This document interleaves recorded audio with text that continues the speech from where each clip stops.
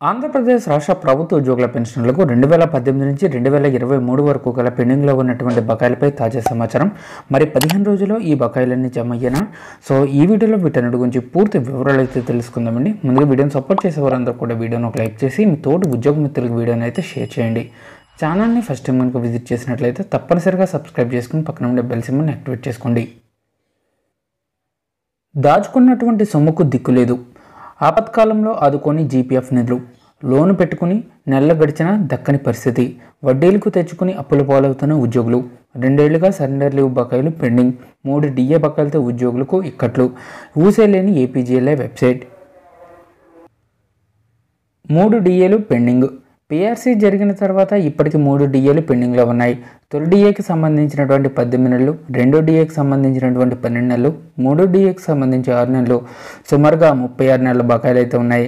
ప్రభుత్వం ఈ 36 నెలలకి బకాయిలు చెల్లించాల్సింది. వాటిని తక్షణం విడుదల చేయాలని డిమాండ్లు చేస్తున్నారు ఉద్యోగులు. పీఆర్సీ పేరుతో అప్పటికే ఉన్న వేతనాలను తగ్గించిన ప్రభుత్వం డిఏలను బకాయి పెట్టడంతో ఉద్యోగులు అగ్గి మీద గుగ్గునవుతున్నారు.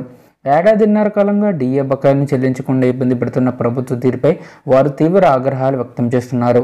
ఇప్పటికైనా డిఏ బకాయిలు విడుదల చేయకపోతే ప్రభుత్వానికి తగిన గుణపాఠం చెబుతామని హెచ్చరిస్తున్నారు. సరెండర్ లీవ్స్ పరిస్థితి ఏమిటి? సో ఉమ్మడి గుంటూరు జిల్లాలో 30,000 మంది ప్రభుత్వ ఉద్యోగులు ఉపాధ్యాయులు ఉన్నారు. వారిలో ప్రభుత్వ ఉద్యోగులకు ఏటా 30, ఉపాధ్యాయులకు ఏటా 6 ఎర్నడ్ లీవ్స్ ఉంటాయి.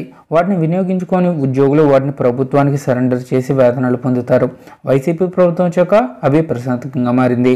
ఉద్యోగులు సెలవులు అయితే సరెండర్ చేస్తున్నారు, కానీ ప్రభుత్వం వారికి చెల్లించాల్సిన వేతనాన్ని ఇవ్వడం లేదు. గడిచిన 2 సంవత్సరాలుగా ప్రభుత్వం వాటి ఊసెత్తడం లేదు. రాష్ట్ర వ్యాప్తంగా 4,000 కోట్ల మేర సరెండర్ లీవ్స్ బకాయిలు ఉన్నట్లు ఉద్యోగులు ఉపాధ్యాయుల సంఘాలు చెబుతున్నారు. వాటిని తక్షణం చెల్లించాలని డిమాండ్లు చేస్తున్నారు.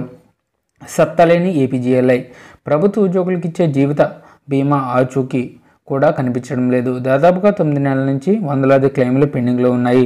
ప్రస్తుత ఏపీజీఎల్ఐ వెబ్సైట్ కూడా అందుబాటులో లేదని ఉద్యోగులు వాపోతున్నారు.